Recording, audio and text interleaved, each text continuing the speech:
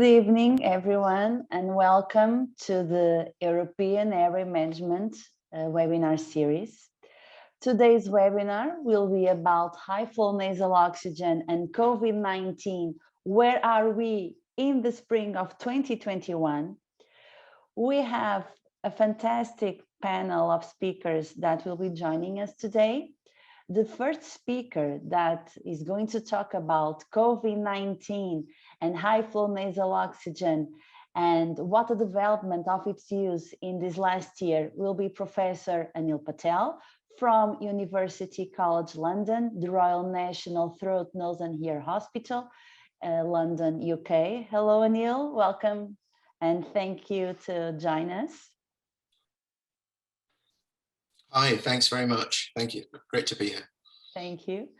And our second speaker to talk about the physics behind droplets and what is the role of high flow nasal oxygen is Emeritus Professor Thomas H. Barnes from University of Greenwich, Greenwich Peninsula, London, UK. Hello, Tom. Thank you. Hello, it's a great pleasure to be here. Thank you very much for having me. Thank you very much. And the panel of moderators will be myself. I'm Ana Isabel Pereira and I'm joining from Portugal. I'm an EMS Board of Directors member and also a council representative. Also with me, I have Professor Robert Greif from Bern University Hospital in Switzerland, also an EMS Board member. Hello, Tino. Hi, it's a pleasure to be here. And welcome all of you.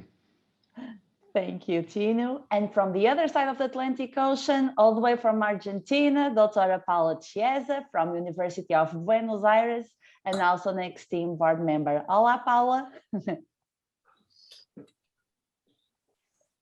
Hello, it's a pleasure to be here. Thank you.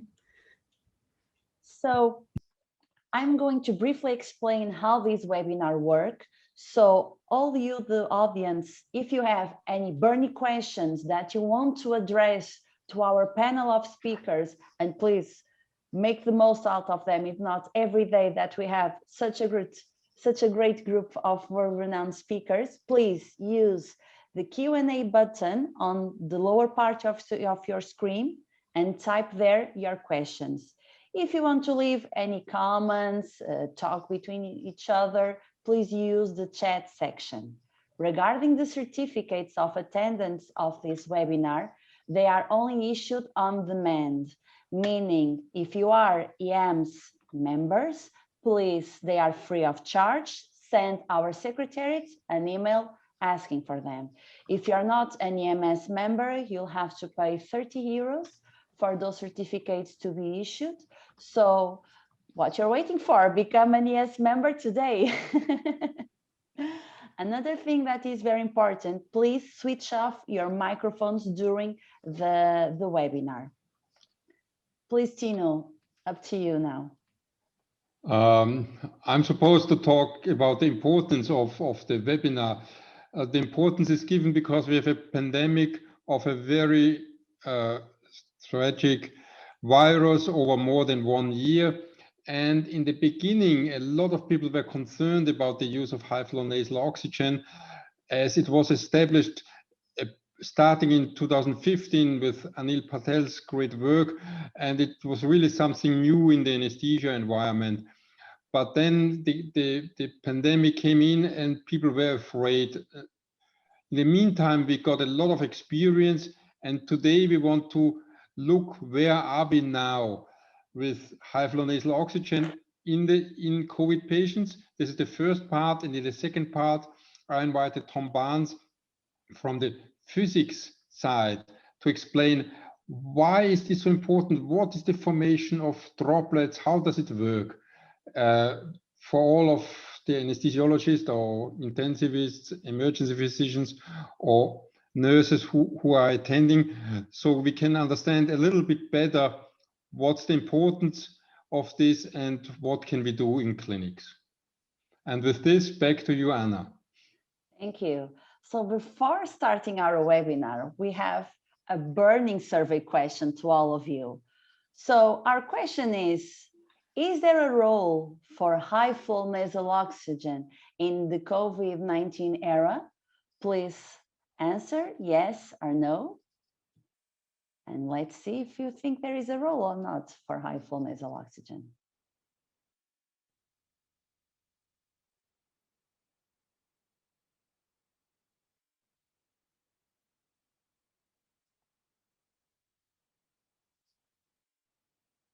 Well, 97% of our audience members thinks there is a role for a high flow nasal oxygen in the COVID area. Having this said, we are going to start with Professor Anil Patel and this brilliant lecture. Please, Anil, it's up to you now. Great, thank you. Can I just confirm you can hear me and see my slides? Perfectly. Great, fantastic. Thank you so much, Anna, for a very kind introduction. Thanks to Eames for the invitation to speak. So I think that that question that you've just asked, is there a role for high flow nasal oxygen in COVID-19? I think really probably says it all, actually. From being very fearful of potential transmission of COVID-19 through to a realization that high flow nasal oxygen technology in COVID-19 patients is extremely useful, prevents people from perhaps going down into the intubation route and deteriorating further. So I think the question is not so much is there a role for it, because there clearly is a role for it. It's the question is, what are our fears around its use, and how can we study them, and what have we learned in the last year? So that's really what I'm going to be concentrating on over the next half an hour or so. In terms of, I need to declare that I've developed a video laryngoscope, and I've received travel accommodation consulting and research funding from Fish and Paykel Healthcare, who make the Optiflow equipment, and I'm also a trustee of a couple of airway charities. So just take one step back. So Tino's quite right. Certainly in 2013, I didn't know what high flow nasal oxygen was, and I suspect lots of anaesthetists didn't know what high flow nasal oxygen was. It was used in the intensive care world, but it hadn't really crossed over into anaesthesia practice. It has now, and where we are at the moment is that it's used as a tool for pre-oxygenation.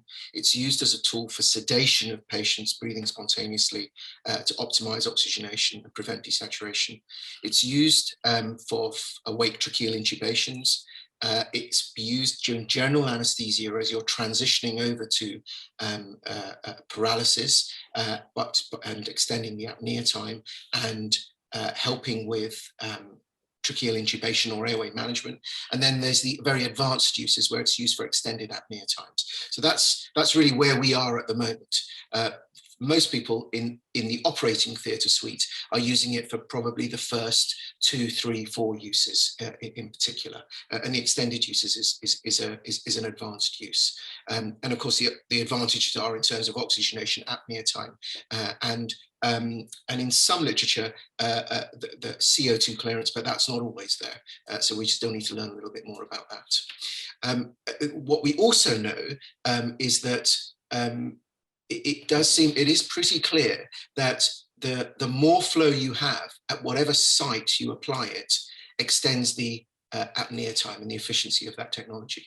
So whether you have 5 litres going into your nose or 50 litres going into your nose, that makes a difference. Whether you have 5 litres going in at the laryngopharynx or 50 litres going in at the laryngopharynx, that makes a difference. So not only is it specific to the site at which flow is applied, oxygen is applied, but also in terms of the flow at that particular site. So there's 2 variables there that we need to consider.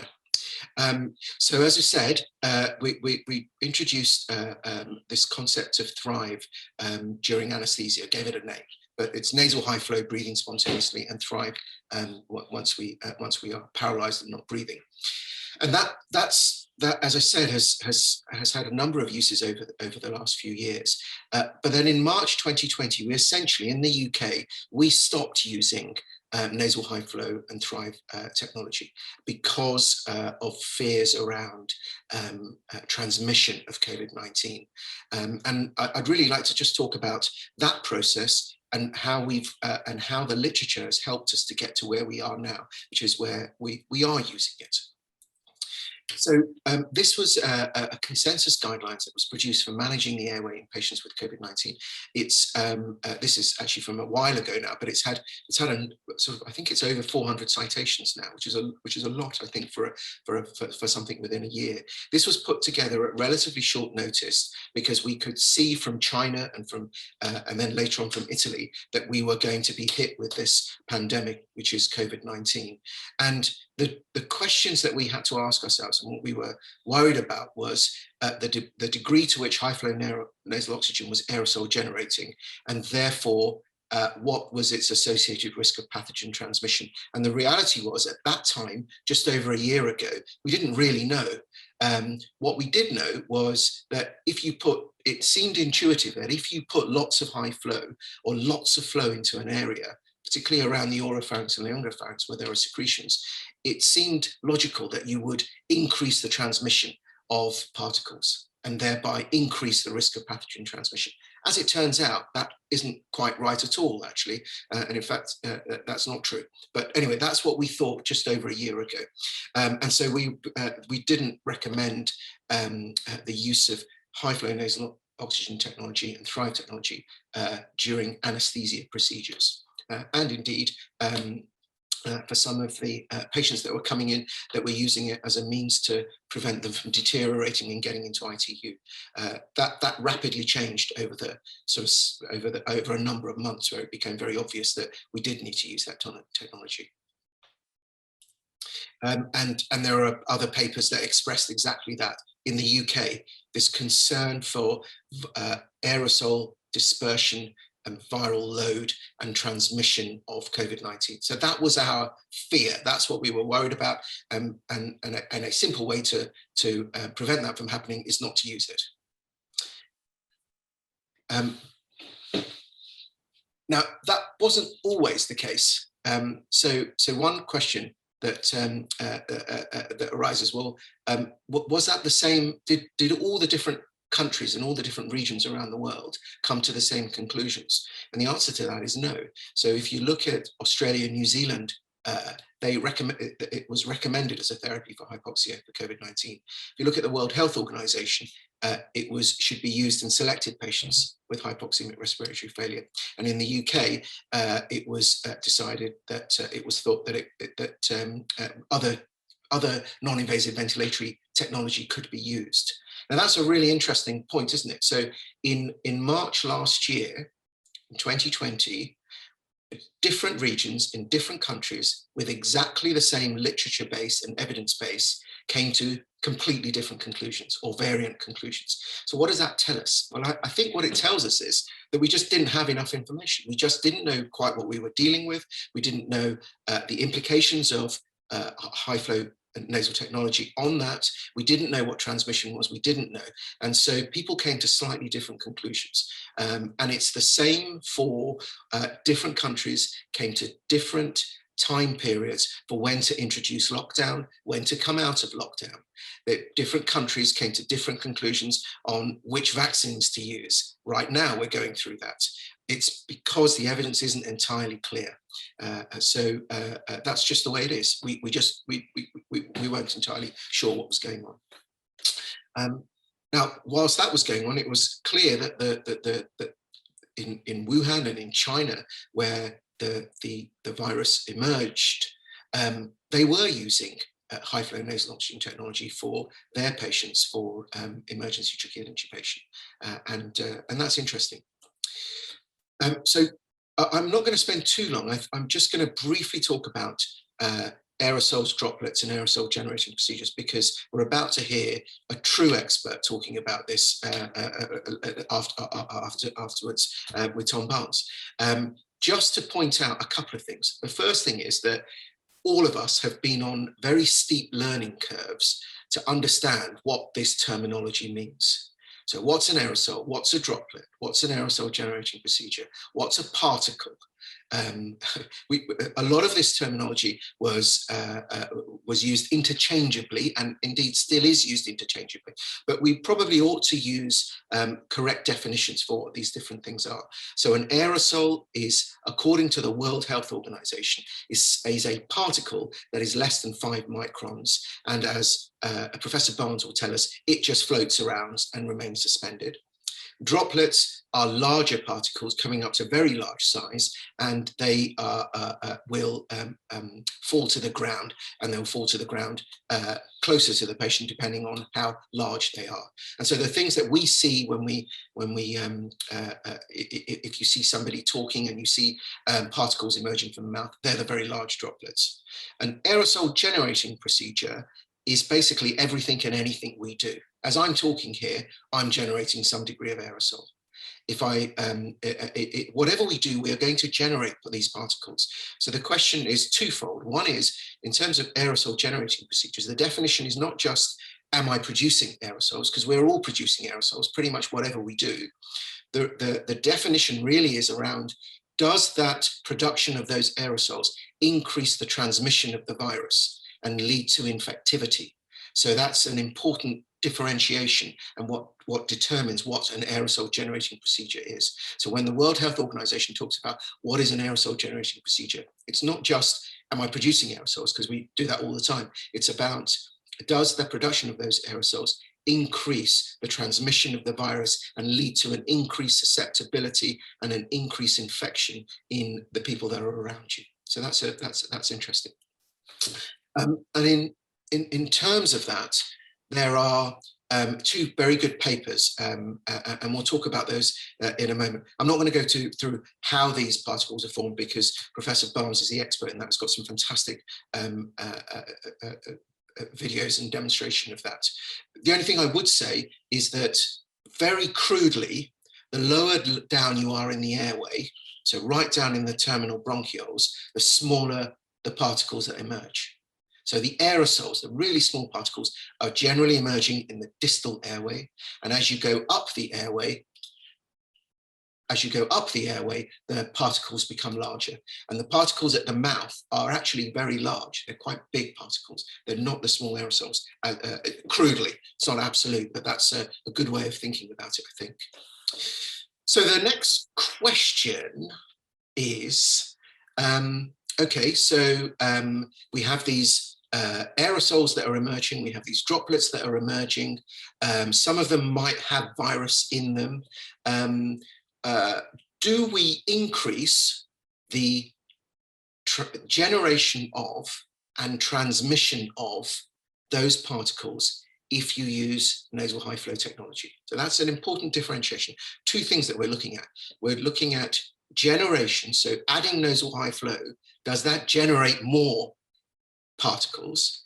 And adding in nasal high flow, does that increase the dispersion of those particles? So I'm just going to run through some papers that gave us an inkling of what was going on. Now, this is, if you look, the paper talks about aerosols, but of course, these are not aerosols, these are droplets, because they're quite large. And this is in an experimental setting, and essentially individuals are asked, volunteers are asked to breathe at rest and then violently exhale, snort, and they've got nasal high flow on, or they haven't got nasal high flow on, and it didn't seem to increase the particle dispersion. So here's some evidence emerging that at the larger end of the spectrum of droplets, with volunteers, if you put nasal high flow in, it doesn't seem to increase particle dispersion. So that's interesting, and that's data from 5-6 years ago. This is some more recent data, and they're now looking at the impact of coughing and what happens if you cough or don't cough with nasal high flow. And it turns out that there's a similar droplet dispersion distance with and without nasal high flow. So if you take some volunteers and you ask them to cough, the cough is the thing that's really important, but the nasal high flow is not so important. It doesn't increase the distances. So this is just dispersion. It's not generation of. And this is quoted quite a lot because it's the first, it's the only study in patients who actually have an infection in an intensive care unit, in which these patients have critical ill pneumonias, and now we're splitting these patients up into two groups, and one get nasal high flow and another gets simple oxygen, and then we look at, by placing plates, agar plates at various distances around, whether the group that gets simple oxygen or the group that has nasal high flow, do you get more bacterial colonization at plates placed at various distances? And looking at air sampling and aerosols. And again, no difference. Now that's interesting, and it's quoted because it's the only paper really up until relatively recently that's looked at comparing nasal high flow with simple oxygen technology in infected patients, showing that it doesn't seem to make that much difference. Now, you could argue that, well, that's great, but we're talking about bacteria, and bacteria are very large organisms. A virus is very small. So does that have an influence on the generation of and transmission of the infected particles? So we'll come on to that now. So this is the only paper that I'm aware of, and it's just been published or recently published, that looks at now COVID-19 patients. So we moved on from bacteria to actual COVID-19 patients, and these COVID-19 patients in an intensive care setting are having two different things examined. So they've got high flow nasal cannula on, they've got a particle sizer at two different distances from the patient. So now we're able to measure how many particles emerge with nasal high flow or without nasal high flow. And this filter cassette with a vacuum pump just here is sucking in over a defined period of time the ambient air. And it then sucks it in, and then whatever is trapped, there's a PCR reaction to see what or how much virus there is there. So we've now got an estimation of transmission in terms of whether we pick it up at different distances with the particle sizer, and we've got some inkling of what the generation of the particles of virus transmission is by trying to measure how much is coming out. And this is a very complicated side, and I don't really want to go into it too much because we don't really have time. But essentially, if you the left-hand side, this part of this is looking at just simply whether you have very low flow or high flow, and what is the amount of concentration that's emerging. And this side is looking at if you put a mask on, so you just simply put a simple surgical mask over the patient with nasal high flow and see if that has an influence on things. Now, if you look here, if you remember, I said that less than 5 microns is classified as an aerosol. So most of the measurements are in the aerosol range, and then there's a few slightly bigger in the so-called droplet range. Of course, it's a range, so it isn't absolutely like that. But what you can see, although there isn't statistical probability reached in all of this data, you can see quite clearly that that with high flow, completely contrary to what you'd think, the concentration measurements are less. So for any given point at a distance, the concentration seems to be less. So why should that be? Well, one explanation could be that if we take two individuals, so the individual in shading is the infected person, and the individual on the right is the healthcare worker. So when the individual that's infected breathes out, they breathe out in a certain volume in a specific cone of emergence of the volume of exhalation. And if you add in nasal high flow, whatever comes out of that patient must be diluted. So for example, if I am infected and I am breathing out a tidal volume of whatever, 500 mils 10 times a minute, so 5 liters. If I'm putting in 50 liters per minute, then whatever I'm breathing out, assuming the generation has not been the generation of those aerosols and the generation of particles has not been affected, then there should be a dilution of what's coming out. And if you take the healthcare worker who's breathing in a fixed tidal volume with probably a radius of about 10 to 20 centimeters, then whatever you're breathing in is going to be has is more diluted and therefore theoretically should have less virus in it. And you're getting an inkling of this process taking place. So this is undiluted exhalation from a patient who doesn't have nasal high flow going in, and this is diluted exhalation of a patient that does have nasal high flow going in. Of course, this is assuming that the nasal high flow makes no difference to the generation of the aerosols and droplets that are emerging. So it's a pure concentration effect. So Anil, regarding oxygen delivery devices, should we go for high flow or other forms of non-invasive ventilation? So a very pertinent question, excellent question. So again, this has been looked at very recently. Most of this literature has just come through in the last year or so, and much of it only in the last 6 months. So here's a paper that was published last year, and it's looking at healthy adults asking this exact question. So is my risk greater if I use nasal high flow in terms of generation of and transmission of viral particles, or is it similar to non-invasive ventilation at different settings? So they basically took a group of healthy volunteers and gave them a very low flow of nasal oxygen. They put a face mask on at 15 liters of oxygen. They put nasal high flow on at 10 and 30 and 50 liters, and then non-invasive positive pressure ventilation at 12/5 or 20/10. So you've got all the different spectrums of what you might do in a non-invasive setting to a patient with COVID-19 in a healthy setting. And they measured particles, so the aerosol end of the spectrum through to the larger, sort of smaller size droplets, and they asked them to breathe normally, to talk, to deep breathe and cough.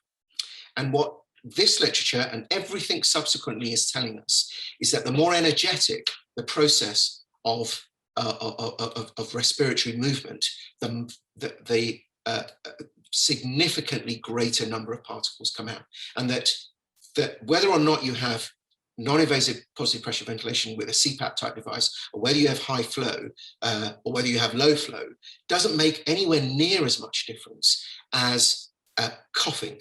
And the literature is becoming clearer that just talking to somebody will generate some. Screaming and shouting will generate a lot, and coughing will generate a phenomenal amount. And it's a logarithmic difference in the number of particles that are emerging. So that's really interesting. So probably our greatest risk as an anaesthetist, seeing a patient who's infected, is going to see them on the ward and they talk or cough at us. That's where we're probably going to get the highest exposure and the highest viral load if that patient suddenly coughs at you. So that's very interesting. There's another paper along a similar thing from a group in New Zealand, or headed in New Zealand, and they looked at, now this paper, I'm going to put up a few papers that are in Med RX4, which is a peer review journal. The groups these are very well established groups and authors who are doing some incredible work. So of course all of this will get published at some stage, but I just mentioned it is pre-peer review. So they looked at camera imaging and chemical markers to look at, again, volunteers breathing at rest with high flow, coughing, snorting and sneezing.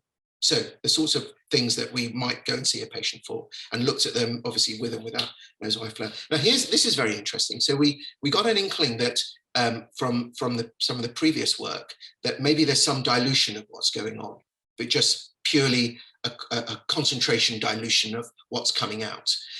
This was interesting because this is the nose and upper lip, and this is without nasal high flow, and this is with nasal high flow, and that's shown in the bar chart below. And what this tells us, and again, we probably shouldn't be surprised at this, is that if you snort or suddenly blow out through your nose, then if you have an opposing force, a high flow going in, then what comes out is going to be opposed, and there's probably less that comes out. Well, not probably, there is less that comes out. So that in itself is very interesting. So completely contrary to what certainly many of us thought a year and a bit ago, before COVID came in and before this literature started to emerge, there may be some aspect of perhaps even protection from some of this, for some of this technology. So that was very interesting. And again, this re-emphasizes this aspect of coughing is by far the worst thing that you can do to transmit viral laden particles. And this paper talks about, they calculated that if you were breathing quietly for 86 hours with a nasal high flow rate at 60 liters per minute, then if you coughed for a minute, you'd release the same amount of material. And that's really interesting. That gives you an idea of the gradation difference and the scale difference of how much emerges when you cough or when you violently exhale, or if you sing, then not. And again, they concluded that the use of nasal high flow does not increase the risk of generation of infectious airborne aerosols above the risk of patient-generated aerosols. So this is reassuring to some extent. It's not what we expected. We were expecting to see lots of material coming out, the nasal high flow massively increasing aerosol and particle generation and dispersion. And in fact, that's not the case. And the reason is because we've understood what aerosols and particles are and how they behave and how they're produced. And this is another final paper. This again is peer review. It's from a superb group that has done, this is really the summation of everything that I've just spoken about in all the previous papers. And again, this is, so they have looked at not only the number of particles in terms of concentrations. Remember, this is a logarithmic scale going up here, but they've looked at then what are the respiratory activities of these individuals. And it's again clearly shown here. This shows it very nicely. Breathing, well, you generate some particles of various different sizes, and that's just what you do if you're breathing. If you start talking, you generate a lot more. Remember, this is a logarithmic scale. If you start exercising, so you're really starting to move your chest around, you generate even more. If you start shouting, you're generating a lot more. And what you notice, if you look on this scale here, the dark blue is the bigger particles, and the sort of green, yellow, and blue, this spectrum here, is the aerosol particles that tend to have the most virus within them because they're coming from the respiratory bronchioles. So you start shouting at somebody. If you start, this is exercise at FEV6, and then if you start coughing, look at that. There's 100,000-fold difference from just talking, breathing normally to coughing. So what we do normally and how we do it and what we're expelling and the place that we're expelling it from has a massive difference in the production and generation of particles.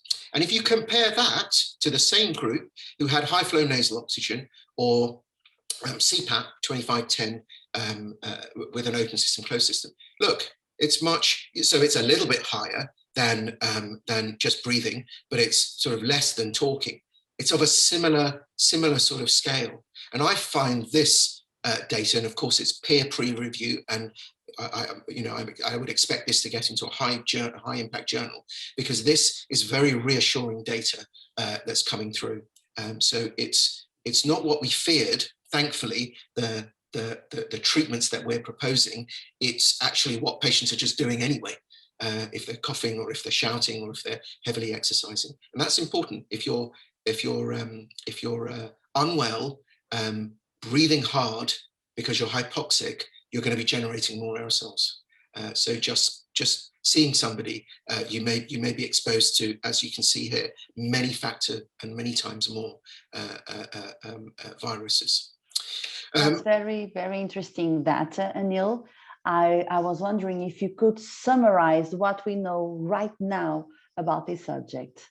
Okay, so again, very crudely, and the picture is emerging in which we have terminal bronchioles that are tiny, less than a micron, and they through this what's called double fluid film burst hypothesis produce very small aerosols. And of course, if you're breathing hard, if you're coughing, if you're exercising, it's these terminal bronchioles that are opening and collapsing, If you go up the airway, the particles are much bigger. And as you go right up to here, where you're introducing the nasal high flow, the particles are really quite big. So that's a way of thinking about it. It's not entirely accurate, and Tom will go into this in a little bit more detail, but that's a nice way of thinking about it, I think. Deeper you are, the smaller the particles, probably the more viral loading you have. Not probably, actually, they do have greater viral loading. Second sort of generalization is that although in many countries we stopped using it, many countries carried on using it through the pandemic. The data is emerging now that lots of countries are starting to use it, and actually I think it's just a standard part of treatment now to use nasal high flow. Hasn't quite come back to the operating theatre everywhere, but it will do as this sort of evidence starts emerging and start coming through. So that's reassuring, and you know, it is a very good form of respiratory support for COVID-19 patients. And then finally, the sort of question. So this was, I've been giving variations of this talk over the last year or so, or just under a year. And some of these are the questions that were posed a year ago. And I think we can answer some of these now, and we couldn't answer them before. So for number one, does nasal high flow generate more aerosols and droplets? I don't think it does, actually. I think it does generate slightly more, but it's so much less than some of the other things that our patients are doing, like shouting, screaming, coughing. So it becomes much less important. What is the distribution of particles produced with nasal high flow? So again, we've got an inkling from that last paper I showed you of the spectrum of particles that are produced. Does nasal high flow result in more aerosols and droplets than other forms of oxygen delivery? Again, no, it doesn't seem to. Whether you use nasal high flow, CPAP, whatever, you're probably going to get a few more aerosols and droplets, but nowhere near as much as if the patient starts coughing at you. What is the effect of nasal aerosol droplet production compared to speech, coughing, and sneezing? So I hope I've got the message across. It's seeing a patient who, if you don't have adequate PPE protection, who coughs at you, who's full of virus, that's where you're going to pick up and get high viral loading. This is an interesting one, and nobody knows the answer to this. What is the pathogen viral load that leads to healthcare worker infection? So the answer to that is no one knows. We have some idea. So obviously, the more particles you get with more virus in them, then that's bad. If you have a lowered immunogenicity, if the healthcare worker it doesn't mount an adequate immune response, that's not great. If you don't have full PPE, that's not great. But you know, what is the, you know, is there a number at which most people, if you give them X amount of virus, they succumb to it? So the answer to that is we don't know. Does nasal high flow lead to increased viral transmission and infection, which is obviously the concern that we had just over a year ago? The answer to that again is no, it doesn't seem to. It's reassuring that lots of people are using it. It's been used throughout the world. We don't seem to have had, anaesthetists and intensive care doctors don't seem to have had a dramatically increased risk of infection. And the basic science literature coming through is again reassuring. So again, it doesn't seem to. And then in terms of depletion of oxygen stores, we just need to bear in mind that whatever the flow rate of oxygen requirement is, it's not if it's 50 litres, that of course is not 50 litres of oxygen. It's only 50 litres of oxygen if you're using an FiO2 of 1. Most of these patients will be having a lower FiO2, or many of them will, and therefore it's proportionately less. So there is a theoretical risk, and it can happen, but I think we need to remember that it's total oxygen consumption in terms of litres per minute, not the full flow rate in litres per minute. So finally, have we learned anything from this whole process? So I've had a pretty rough time over the last 5 months or so. So I got, having looked after COVID patients and being in theatre for since I'm a hands-on anaesthetist, I'm in an operating theatre pretty much every day of the week, and I really enjoy that. I like giving anaesthetics. I think it's great, basically I was fine until beginning of December, where I got quite nasty COVID.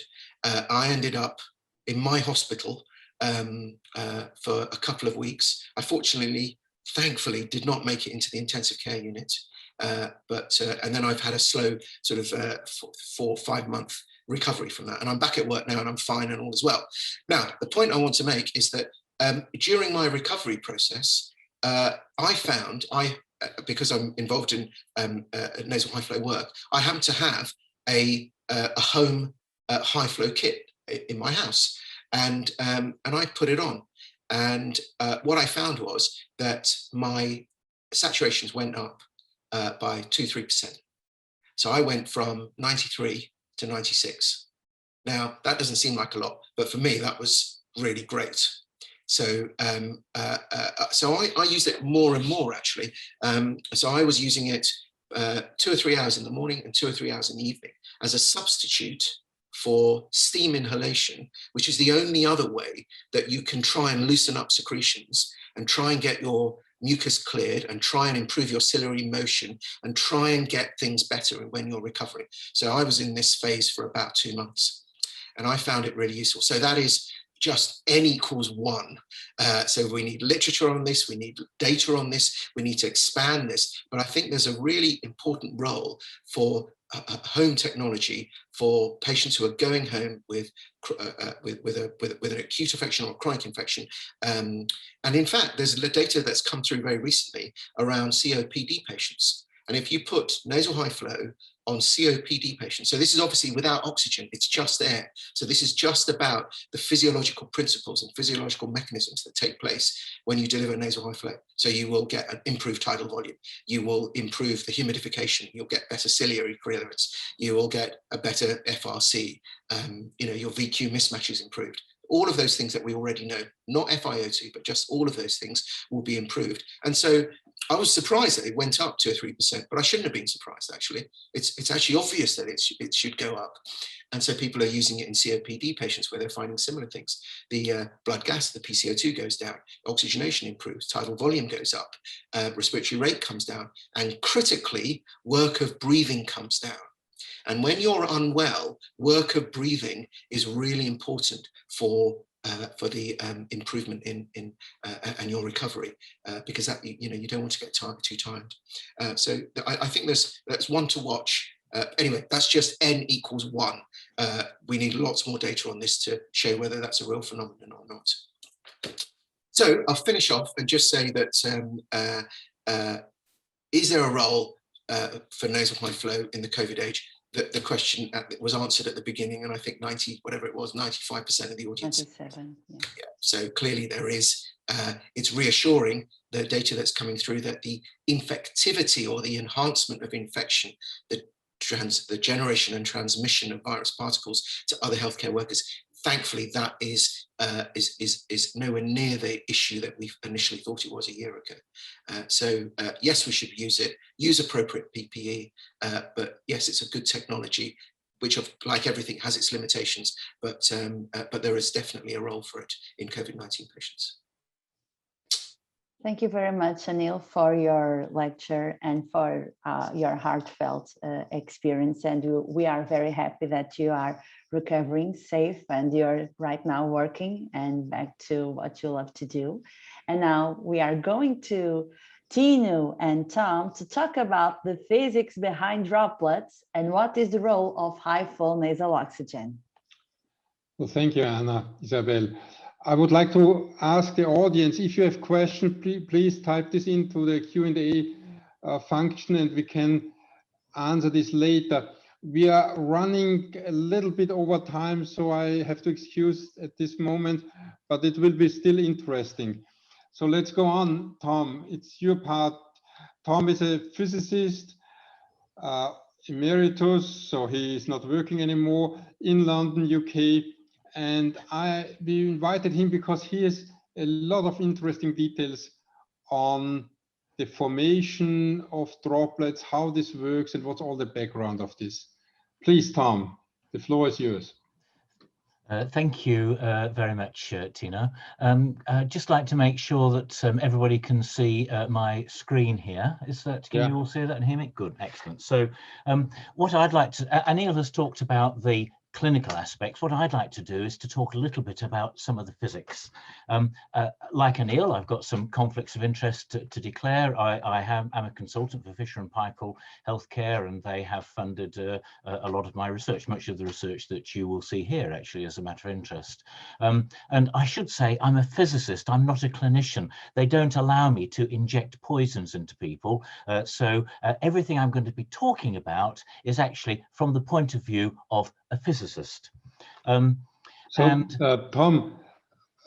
yeah, what strikes me is a lot of this is already known about droplets and aerosols. Why is this suddenly so interesting? Okay, because the physics behind should be known for years. Okay, very good question, Tina, and you're absolutely right. Actually, the physics behind the generation of droplets and actually the way that droplets move through the atmosphere has been known for a very, very long time. The work of Wells in the 1940s really started this off. Interestingly, it's not really been until the late 1990s that we started to understand more about how droplets were produced when we do things like breathing and speaking. So this aspect of things is quite new, but the physics we have actually known about for a long time. And of course, then with COVID, suddenly an explosion of interest in the way that droplets are produced and actually how these affect the clinical environment. And this slide just shows some of the papers, the numbers of papers that have been produced in 2020 on this subject from PubMed compared to in earlier years, and you can see there's a massive explosion of interest. So from a physics point of view, there are really two key questions that we'd like to know. Here are some of the papers, and the questions that we're talking about here are: how do aerosols and droplets behave, and how are they produced? And that's what I'd like to talk about today. As Tina pointed out before, a lot of this has actually already been known. Now, we have been in the middle of a pandemic, and unfortunately, it's a bit difficult for me to get into the lab. So I have cooked up some experiments to show you in my kitchen and also in my workshop in the garage. These are a bit crude, and I hope you will forgive me for that, but I think they do illustrate some of the properties of droplets. And here's a picture of rain coming down onto our pond in our garden. These drops are big. They're about 2 millimeters in diameter typically. And if you have a slow motion camera, which I do happen to have at home, then you can drop drops into a saucepan and you can see what happens when the drops hit the water. They actually produce more smaller droplets. And this actually is crucially important. But what governs the behavior of those droplets? And this slide attempts to show that. And the main thing that governs the behavior of the droplets is their size. Larger droplets are influenced mainly by gravity and by inertia. Smaller droplets are influenced mainly by the viscous drag as they fall through the air. And this makes a very, very a large difference in behavior between drops and aerosols. And by the way, you might be interested to know that the term aerosol really means dissolved in air. So let's just have a look at some of those droplets. Well, here with my slow motion camera, we're watching a 6 millimeter droplet fall. You notice it falls in a completely straight line. And here on the right-hand side, I'm generating droplets which are very much smaller. They're about 0.5 millimeter in diameter smaller. And notice they move quite differently. They're not falling in straight lines. You can see the drag in the air. And if we use a nebulizer and produce droplets which are about 3 to 6 microns large, then you can see that those droplets are completely dominated by the motion of the air currents. Gravity really doesn't come into play in determining the motion of the droplets. And if you like, you can do some maths. There won't be an exam at the end of my talk, but something called Stokes's law governs the drag on the droplets. And Stokes's law tells us that the drag is proportional to the radius of the droplet, and the gravitational force, which is pulling the droplets down, the gravitational force is proportional to the cube of the radius of the droplet. And so what that means is that the speed at which a droplet falls is proportional to the radius squared. And that means that smaller droplets fall very much more slowly than larger droplets. And on the right-hand side, here I've plotted a graph of the speed at which droplets fall. And you can see I've marked a 10 micron size droplet here. A 10 micron size droplet falls at about 2.5 centimeters a second. It's about this kind of speed. And more interestingly, at the bottom here is a graph which shows how long it would take a droplet of a given size to fall a meter.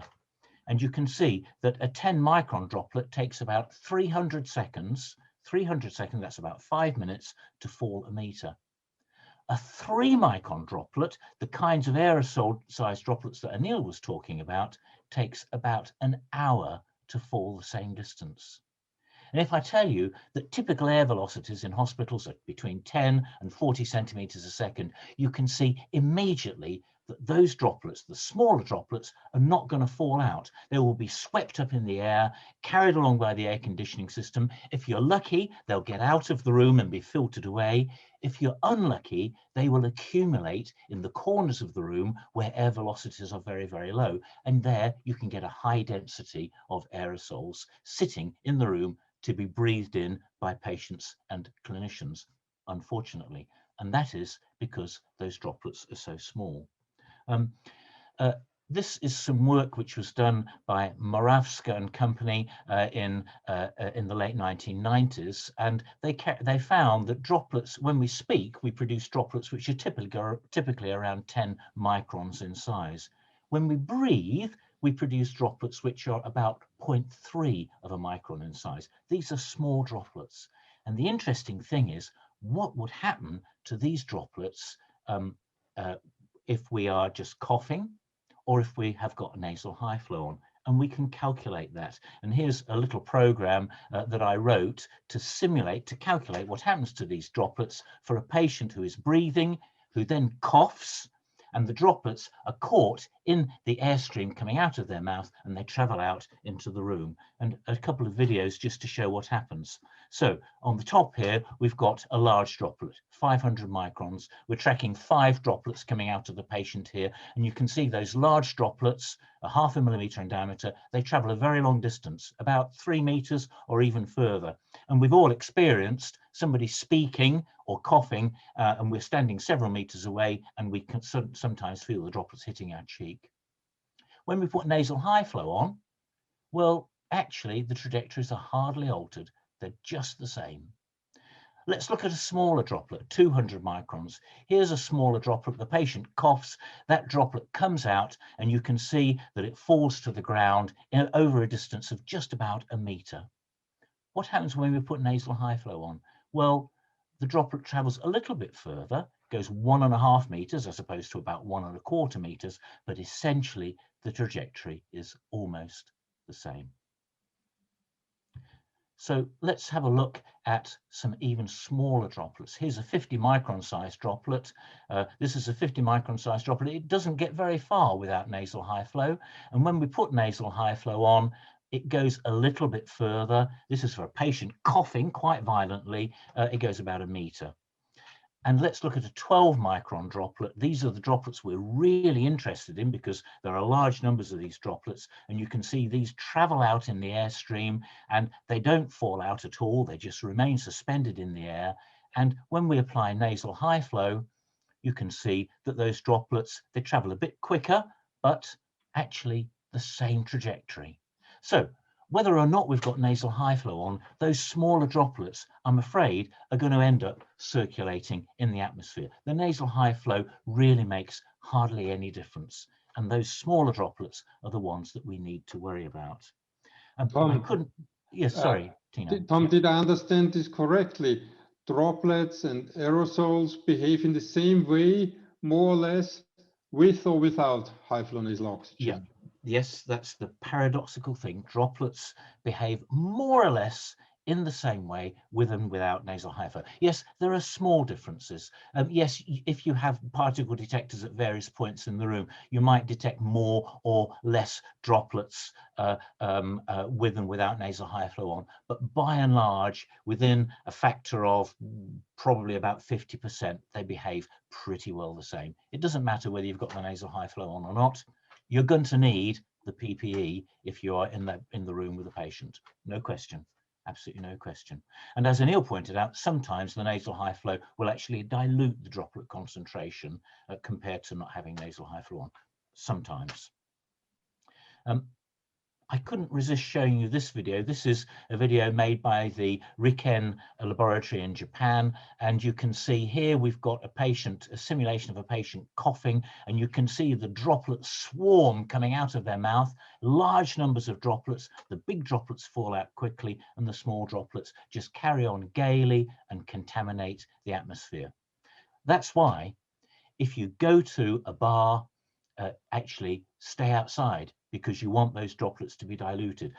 Don't sit in a non-ventilated room with people who are speaking particularly loudly when they're, for example, lecturing about nasal high flow, because actually the droplets will build up in the room over time and you'll breathe them in and you may get infected if that person is infected. Oh, don't go to a football match. Don't go to a choir practice. All of these things are kind of just worth avoiding at the moment, because those small droplets hang about waiting to be picked up. That's interesting, Tom. Now we know how these droplets and aerosols behave, but I still don't have a clear picture how from a fluid surface droplets develop. So what is the mechanism how we produce these aerosols or droplets? Well, that's the next big question. How are those droplets produced? Because if we understand a bit about how they're produced, we might be able to mitigate things. And the key to the production of droplets is surface tension. And I'm sure you're all familiar with surface tension. If you have a body of a liquid, then the molecules at the surface are attracted more into the body of the liquid than they are outside the surface, more than they are outside towards the air. And that attraction forms an elastic skin on the surface of the water. And that elastic skin, just like any elastic, will store energy. And it's that energy that's stored in the surface tension that produces the droplets. Let me show you just how much energy is actually stored in a surface film of water. So here's an experiment actually in my kitchen here. My wife was very forbearing when I did this. You can see there's there's a container, a lunchbox full of water. There's a wire laid across the surface of the water, and here we've got a slow motion camera looking at the whole experimental setup. And down here is a syringe full of detergent. Okay, so here's the situation in a bit more detail. Here's the box with the wire, and here it is blown up in more detail still. And you can see the water is actually touching the wire there. So the wire is actually in contact with the surface of the water. And here is the experiment. What I'm going to do is I'm going to put some detergent on this side of the wire, and that will reduce the surface tension by a factor of about 10. And then the elasticity of the surface tension film here might, if we're lucky, move the wire. Let's see what happens. So here I'm coming now with the syringe, putting the detergent in. The surface tension's about to go, and it's gone down, and you can see actually the wire is moved violently across the surface of the water. There's a lot of energy stored in that surface film. And the energy that's stored in the surface film depends on the shape of the film. As it turns out, a drop has got the lowest surface energy. A column of liquid has got a higher surface energy, and a sheet of liquid has got even more surface energy. And the liquid is always trying to take up the shape that will minimize the surface energy. So if we create a string of liquid or a film of liquid, then that film or that string will try and break up into small droplets. And when it does so, the number and size of droplets that you get depends on the characteristics of the string, and the energy in the surface of film appears as the motion of the droplets. And you can calculate the sizes of the droplets. They're related to the size of the column, the length to width ratio, the surface tension, and the viscosity. I won't go into that in any detail, but I will show you how this works using this setup. It's another kitchen experiment. Here I've got a glass which is full of cooking oil, and I'm injecting into that cooking oil coloured water. And the coloured water is going to come down out of a very narrow nozzle. The nozzle is about 0.2 of a millimeter in diameter. And here is the experiment. You can see, I'll start the video in a minute, but you can see I'm injecting very slowly a column of water into the oil, and then I'm going to stop that injection process. So here you can see the column of water moving down in the oil, and you can see it's slightly unstable. But when I actually stop injecting it, stop feeding water in, then suddenly what happens is the column will actually, under the influence of surface tension, break up into a myriad of small droplets. And you can see these droplets are hardly moving in the oil, just bearing out that small droplets don't really move very, very quickly. That process is very fast. I filmed this using a slow motion camera, and it takes about 1/1000th of a second for the droplets to form in this situation. For water in air, the process is much quicker than that even. Here's even more graphic example of the shattering of a surface film under the influence of surface tension. So here I've got a bubble. I'm going to blow the bubble up slowly onto this pin here. I'm sorry about the slightly out of focus nature of this video, but here you can see the bubble is growing very, very slowly. I'm filming at 1,000 frames a second here again, and it's impinging on the pin down here. And when it hits the pin, the surface tension in the film literally shatters. It literally shatters the film into tens of thousands of tiny little droplets, which fly off into the atmosphere. And of course, this happens all the time in the body. Here's a video which was very kindly given to me by Anil of the vocal cords. And you can see every now and then there's a string of mucus forms between the vocal cords, and that string breaks up, and there just now, you just saw it there, and actually forms droplets. It's a bit hard to see on that video, so I thought, as a physicist, what I'd do is I'd make my own set of vocal cords and do an experiment with them. I've actually got that apparatus here, made it on my 3D printer actually, which is over there behind me, and you can see there are a couple of elastic bands here. I've got a jet of air which is going to blow to the elastic bands. The elastic bands are the cord, and when the jet of air blows over the elastic bands, they vibrate backwards and forwards like this, just as the cords do. And now what I'm going to do is I'm going to take that apparatus and I'm going to put a drop of mucus, this is actually water with glycerin in it, between these simulated vocal cords, and I'm going to film it in slow motion. So let's just see what happens when the cords start to vibrate when I turn the jet on. So the video is running now, and you can see there's no flow at the moment, but it's about to start. It's just started, and you see that when the cords split, you get a string of mucus form between them, and it flies off. That string breaks up into myriads of droplets which fly off in the airstream. And it doesn't just happen once. Every time the cords come together, you get another string formed and more droplets coming out, another string formed and more droplets coming out. This is a highly efficient aerosol generating procedure. No wonder the COVID was transmitted so efficiently at the Skagit incident, when we had a choir practicing. I think there was one person infected with COVID in the choir, and something like 80 other people were infected, and it's because of this phenomenon here. Unfortunately, that person was spitting out droplets into the air as hard as they could go every time they sang. What is now the function of high-flow nasal oxygen? Okay. We know how this is. We saw how droplets, aerosols are produced. Do you have any insight what the high flow is doing now? So very good question, Tina. So I hope that what I've shown is that you need something pretty energetic to form these droplets. So how might that happen under the influence of high flow?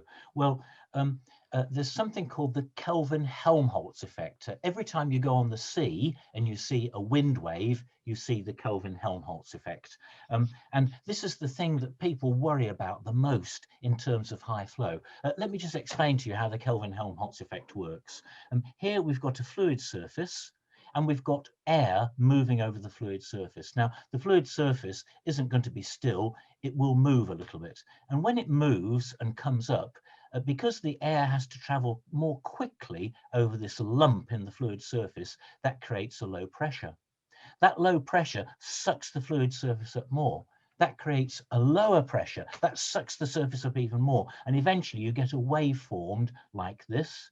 And eventually the top of the wave gets blown off, and it blows off as a sheet, and by the mechanisms we talked about, that sheet breaks up into droplets. So the question is it possible under the influence of high flow to generate these kinds of waves in the mucus layer, which is lining the airway?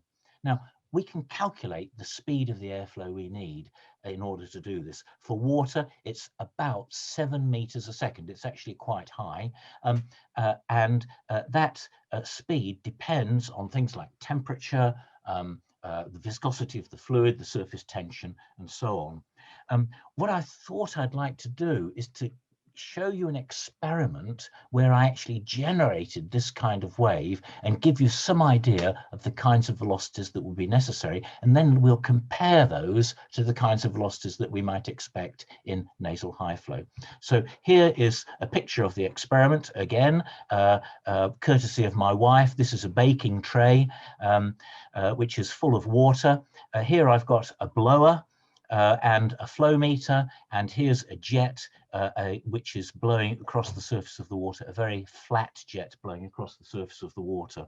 And here, you can't see it here, but I had another, again, my trusty slow motion camera watching what happens to the surface of the water. Let's see what happens as the speed of the jet is gradually increased. So here we've got the jet going at about 12 meters a second, and you can see actually you're getting waves formed on the surface of the water. They're moving very quickly, actually. Again, this is filmed at 1,000 frames a second, but there's no sign of them breaking. Let's increase the flow a little bit. Here we're going at 23 meters a second. Now things are different. See, the waves are formed, and every now and then the top gets blown off a wave and it forms droplets. It's going to happen in a moment. There, you see that happen? And sometimes those droplets actually hit the tops of the waves in front of them and form more droplets. But this is happening at a flow velocity of 23 meters a second. This is the kind of velocity that you get in the airway when you're coughing.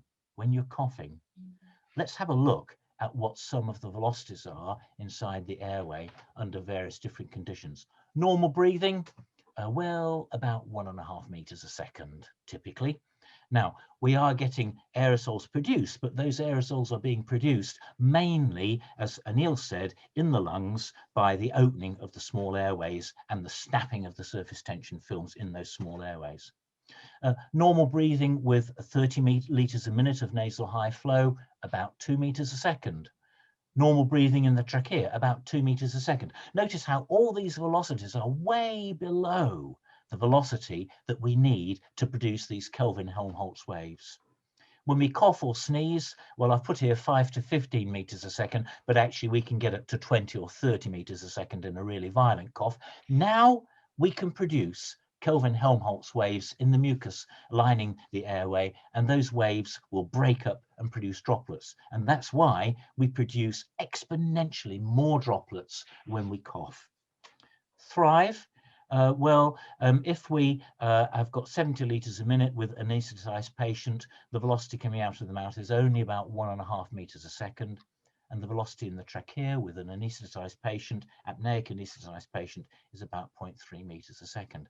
In all of these, notice that applying the nasal high flow doesn't bring the velocity anywhere near up to what we need to actually form those waves and form the droplets by blowing off the tops of the waves. So very likely, under most circumstances, the application of nasal high flow is probably not going to significantly increase droplet production. Tom, we are slightly running out of time. What would be your conclusion now for the clinician? Okay, so my conclusions are really like this. If you're talking about large droplets, 50 to 100 microns, then if you are within 1 meter to 2 meters of the patient, you are at risk because those droplets can reach you. However, if we're talking about small droplets, those small droplets between 0.3 and 5 microns, 0.3 and 10 microns, they will remain suspended in the air and carried around by air currents, and they can go many, many meters. And remember, those droplets are evaporating, they're getting smaller as time goes on, so there's even more tendency for them to remain suspended. If you want to make droplets, it's a high energy business. You've got to do quite violent things to the films of liquid in the airway to produce droplets. And at normal velocities in the airway, actually, you're probably not going to produce droplets by the wave mechanism that we talked about before. The mechanisms that are going to produce droplets will be speaking, alveoli popping open, coughing, snorting, sneezing. But it's not going to be significantly influenced, the physics tells us, by the nasal high flow. And finally, a message which I really wouldn't like to have to give you, but I'm afraid I do, which is that, unfortunately, whether we use nasal high flow or not, PPE is definitely required. Okay, thanks for this very nice presentation and all these experiments, really visualizing what's going on with the production of aerosols and droplets. Because we are nearly at the end of the time, I would suggest that if you have questions and if you place this question in the Q&A, we are going to answer this in a different form. So we started doing this with other webinars, publishing in the journal of the society, and you get then answers from the experts. And with this, I would like to give back to Anna Isabel for the final round. So regarding, so please feel free to ask your questions on the Q&A button. So we'll address that afterwards. I would like to know, and this question goes to Tom, in the light of the physics of droplets, which size range do you think gives the most cause for concern in terms of COVID-19 transmission? A very good question, Anna, and that actually depends on whether you're wearing a mask or not. So it turns out that droplets of about 0.3 microns or so are the most difficult size to catch in a mask. So if you're wearing a mask and the mask is well fitting, then the 0.3 micron size droplets are the ones that worry us the most. And those are the droplets that are actually produced down in the lungs. If you're not wearing a mask, and could I just say that actually kind of wearing a mask in a public place is probably a good idea. If you're not wearing a mask, then actually the larger droplets, and you're close to people, the larger droplets are the most cause for concern, because think of it like this. If you look at the volume of a 1 micron droplet and the volume of a 10 micron droplet, the 10 micron droplet has got 1,000 times, that is 1,000 times the virus carrying capability of a 1 micron droplet. And so those larger droplets are going to carry a huge amount of virus. Now, fortunately, they tend to get caught better by a mask, but that is very fortunate. And the mask has to be well sealing, obviously. Obviously, thank you very much, Tom. And to Anil, I would like to ask you, since you have lots of experience regarding shared airways procedures, I was wondering what is your experience regarding rigid bronchoscopy and vent ventilation in COVID patients? So we had a period where from about March through to about probably June, July, August last year, where basically we didn't do any procedures on any of that group of patients. And they ended up in the summer being in a worse position than they should have been because we just didn't do anything. And then by the summer, I think we were all a little bit more comfortable about using nasal high flow, Thrive, or jetting technology. The reality is, whichever one of those three techniques you use, you're going to need to use full PPE. And that's what we did. So we basically, from summer onwards, we had patients who had quite narrowed airways, who should have been dealt with 3-4 months previously. It just didn't happen for obvious reasons. They then presented and we had to deal with them. And that's what we did. These are groups of patients that you can't really put a tube down because the tube is too big. So what you can do is limited. So I think that's what we did. We did have I think it was around August, September time. I remember there was a poll of London anaesthetists that are involved in this sort of work that came through. So not particularly scientific, but just a general question of who would use Thrive or Jet techniques, and the majority of people were starting to use them then. So that's yeah. Use whatever you're comfortable with. Just have PPE, appropriate PPE. Of course. Thank you, Anil. And so, to our audience, are you going to use high flow nasal oxygen in COVID-19 patients? That is our closing survey. 97% at the beginning said there was a role, but are you going to use it? Yes or no? Please let us know. I think we might guess after these brilliant lectures from both Anil and Tom. So let's see the results.